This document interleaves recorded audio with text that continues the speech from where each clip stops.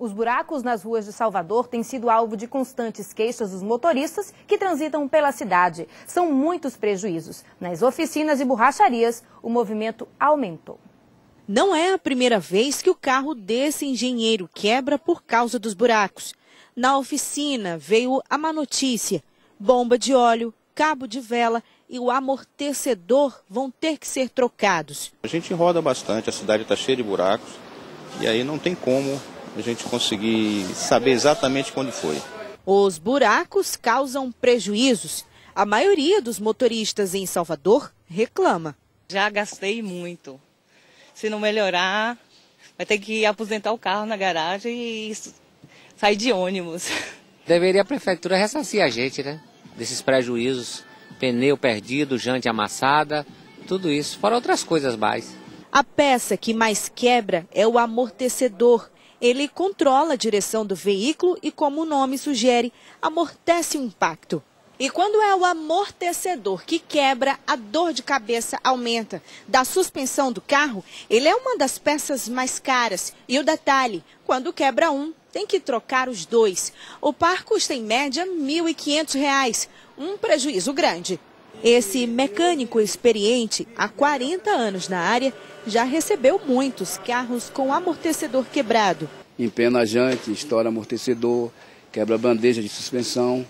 Então é muito do estrago que faz, dependendo do buraco.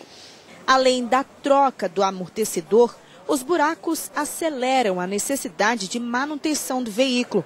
O alinhamento do carro, por exemplo, que deveria ser feito a cada 6 meses, em Salvador, esse tempo cai para 3 meses. Os pneus também sofrem com tantos buracos. Um de boa qualidade custa em média R$ 315. A bandeja, que serve para equilibrar a carroceria do carro, é outra peça que logo danifica e custa caro, R$ 500 cada uma, sem contar com a mão de obra. Carece muito mais o serviço devido ao tempo que é muito longo, digamos assim, tanto da bandeja como do amortecedor, que eu tenho que desmontar rodas, essas coisas, enfim. Então, um preço muito alto que o condutor acaba pagando devido aos buracos na cidade de Salvador. Com tantos prejuízos, os motoristas da capital baiana desejam circular por vias com asfalto de qualidade. O ideal seria que o asfalto tivesse mais qualidade, a cidade fosse mais limpa e que tivesse mais qualidade, sim, o asfalto. E na hora dos prejuízos causados pelos buracos, muita gente se pergunta quem deve recorrer. Afinal, o município deve ser responsabilizado ou não? É sobre esse assunto que a gente conversa com a repórter Karina Araújo. Boa noite, Karina. Boa noite, Mila. Boa noite também a todos. Pois é, fica sempre essa pergunta, né?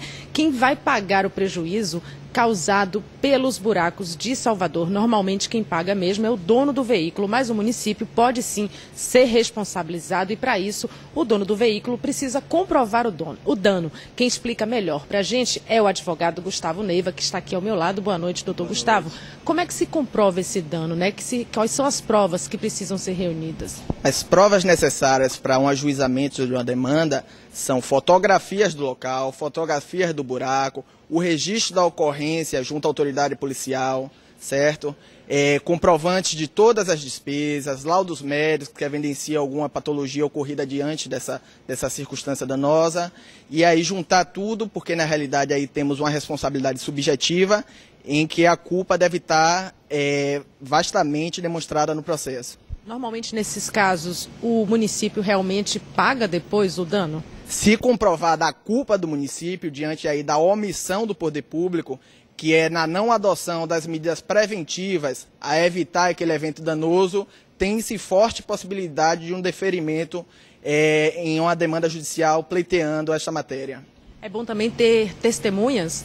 Todas as provas são necessárias, justamente porque aí, repita-se, temos a responsabilidade subjetiva e aí temos que demonstrar que houve efetiva omissão do Estado naquela obrigação que lhe cabia.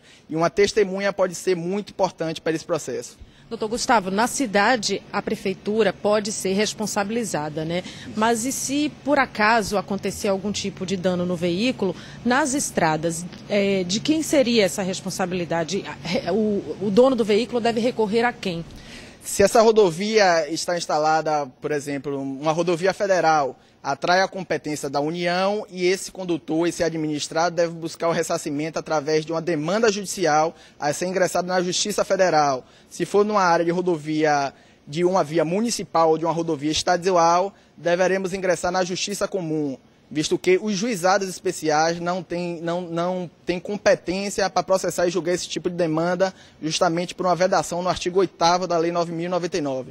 São processos demorados ou normalmente são rápidos? São processos que estimamos aí há 4 a 5 anos, entendeu? É um pouco complicado porque podemos ter um processo com a maior celeridade, mas em média, diante da possibilidade de recursos, que dure 3, 4 anos. Será que é por esse motivo que as pessoas acabam desistindo e deixando para lá? Não. Porque o ingresso ao judiciário é um direito constitucional e as pessoas que aí se virem lesadas e que tiverem todas as provas hábeis a comprovar esse dano devem, sem dúvida, acessar o judiciário, independente de qualquer coisa. Nesse caso, a pessoa recorre por um dano material, mas ela também pode recorrer por um dano moral? Pode sim, pode se acumular o dano material com o dano moral.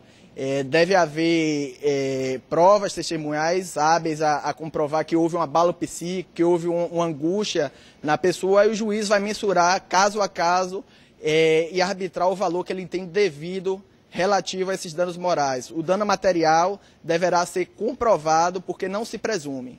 Agora, tem uma situação que é muito comum, né? A prefeitura, normalmente, às vezes, ela diz que o buraco não é de responsabilidade do município, e sim de uma empresa, né? Como é que isso acontece dentro de um processo? Eventual contrato entabulado entre a prefeitura, ou na realidade o município, e alguma outra empresa prestadora de serviço, não isenta nem exonera a responsabilidade do município acerca de qualquer dano.